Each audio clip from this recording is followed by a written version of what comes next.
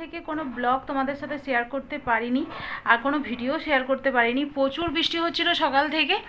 তো যাই হোক, এখন মেয়েকে টিউশন নিয়ে যাব। মেয়ে আজকে স্কুলেও যেতে পারেনি, স্কুলও কামাই, মানে এত বৃষ্টি হচ্ছে স্কুল আর পাঠাইনি।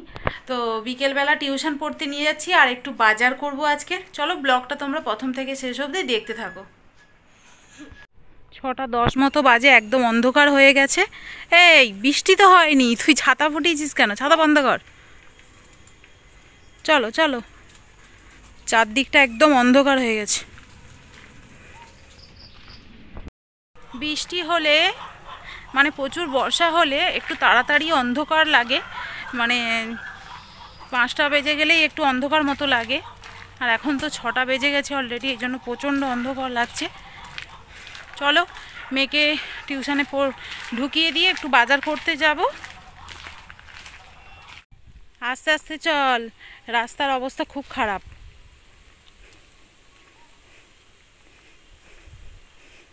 আর টিপিং টিপিং করে বৃষ্টি পড়ছে, তাই জন্য আলো আবার ছাতা ফুটিয়ে দিয়েছে।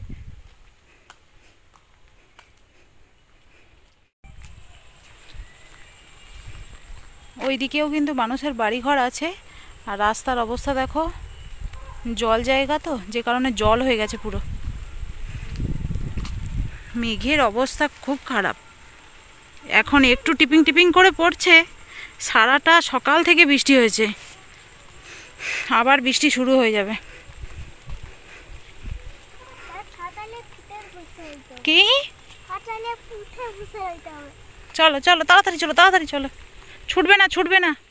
তো বৃষ্টি হচ্ছিল যে বাজার করব কি আর মোবাইল ফোন ধরবো কি, সেই জন্য আর মানে ভিডিও করার সুযোগ হয়ে ওঠেনি। কোনো রকম করে বাজার করে নিয়েছি। বাজার করা বলতে বরবটি কিনেছি, এই হচ্ছে কুমড়ো কিনেছি, আর একটু টমেটো, এই হচ্ছে কিনেছি সবজি বাজারের মধ্যে। মানে তেমন কিছু সবজি আজকের আর কিনলাম না, কারণ এতটাই বৃষ্টি হচ্ছিল, ভিজে ভিজে আর মানে সবজি কিনতে ইচ্ছে হলো না। তারপরে কিছু ভুসিমাল বাজার ছিল, ওই আর কি, দুধ, চা, মানে গুঁড়ো দুধ, চা, তারপরে ময়দা আর একটু রসুন, এইসব কিনেছি। তো চা না হলে তো সকাল শুরু হয় না, আর আজকে সকাল থেকে চা খাওয়াই হয়নি। আর এই যে প্যাকেটটা দেখছো, এই প্যাকেটে চপ কিনে এনেছি। আজকে রাত্রেবেলা আর কিছুই করব না, চপ দিয়ে মুড়ি খাবো। তো আমাদের একটা ইন্ডাকশান এখানে যেটা ছিল সেটা নষ্ট হয়ে গেছে, মনে আর চলছে না। আর একটা ইন্ডাকশান হচ্ছে কাকদ্বীপে, ওই বাড়িতে ছিল, বাবা গিয়ে আজকে নিয়ে এসছে।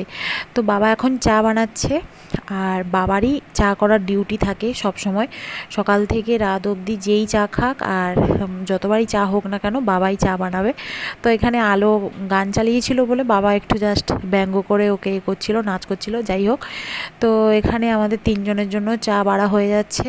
তবে আর একটা কাপ মিসিং, মানে আরেকজন বাড়িতে এখন নেই। তবে বোনের সাথে আজকে 2 দিন হয়ে গেল কথা হয়নি, কারণ ও বলেই দিয়েছিল যে 2-3 দিন মোটামুটি কথা হবে না। যখন ও উপরে উঠবে, মানে ট্রেক করতে ও পাহাড়ের উপরে উঠবে, তখন আর আমাদের সাথে কোনো যোগাযোগ হবে না।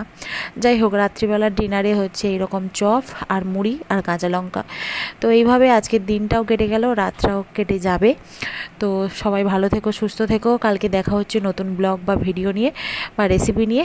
ততক্ষণ সবাই ভালো থেকো, টাটা।